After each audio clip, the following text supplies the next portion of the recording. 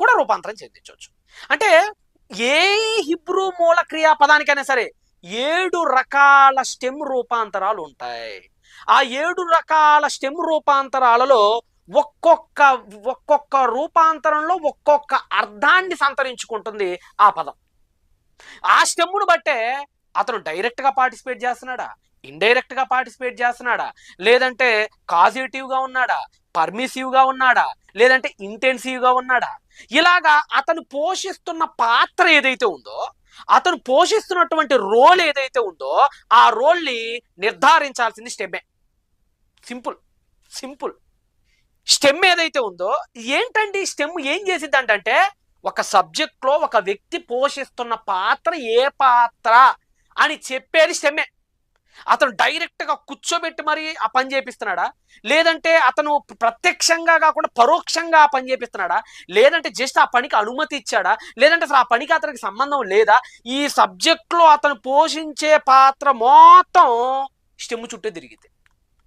భూమి సూర్యుడు చుట్టూ ఎలాగైతే తిరిగిద్దో సబ్జెక్ట్ మొత్తం స్టెమ్ చుట్టూనే తిరిగింది హిబ్రూలో. కాబట్టి ఈ స్టెమ్ముని మనం జాగ్రత్తగా పరిశీలిస్తే తప్ప ఒక వ్యక్తి పోషిస్తున్న పాత్ర ఏంటి ఆ ఇన్సిడెంట్లో అనేది మనకు అర్థం కాదు. ఇందాక హిబ్రూ భాషలో మీకు ఏమని చెప్పాను ఇక్కడ, మెహిమ్ అలేకా రఆహ్. మెహిమ్ అలేకా రఆహ్ అంటే నేను అపాయమును పుట్టింతును, కీడుని పుట్టింతును. అక్కడ మెహిమ్ మెహిమ్ అనేది ఉపయోగించబడింది. మెహిమ్ అంటే ఏంటి సార్, కుమ్మనే మూల క్రియాపదం ఇందాక మీకు చెప్పిన 7 హెడ్స్లోకి రూపాంతరం చెందిద్దని చెప్పాను కదా, ఆ 7 హెడ్స్లో ఇక్కడ హిఫిల్గా రూపాంతరం చెందేటట్లుగా రాశాడు రచయిత సమూయేలు. అంటే కుమ్మనేటువంటి రూట్ వర్డ్ని తీసుకొని వచ్చి ఈ 7 హెడ్స్లో ఈ 5వ హెడ్ అయినటువంటి హిఫిల్ లోకి రూపాంతరం చెందింప చేసి ఆ పదాన్ని తీసుకొచ్చి రచయిత అక్కడ రాశాడు.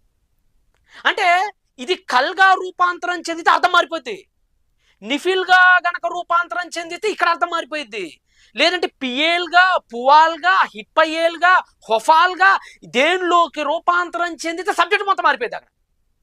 అందుకనే రచయిత చాలా పర్ఫెక్ట్గా 7 రకాల హెడ్స్లో 5వ హెడ్ అయినటువంటి హిఫిల్ అనేటువంటి స్టెమ్లోకి రూపాంతరం చెందించాడు కుమ్ అనే పదాన్ని. ఇక్కడ మెఖిమ్, ఆ మే కిమ్ అన్నారు కదా, అది హిఫిల్ స్టెమ్ అనమాట. హిఫిల్ స్టెమ్ ఏంటండి, ఎందుకు ఇంత కష్టపడిపోతున్నారు, ఎందుకు అసలు మీరు ఇంతకు ఏం చెప్పాలని మాకు అనుకున్నారా? అది నేను చెప్పాలనుకున్నది ఒకటే, ఆ వ్యక్తి పాత్రని ఏంటి అని చెప్పాల్సింది స్టెమ్మే. అక్కడ ఉన్నటువంటి స్టెఫ్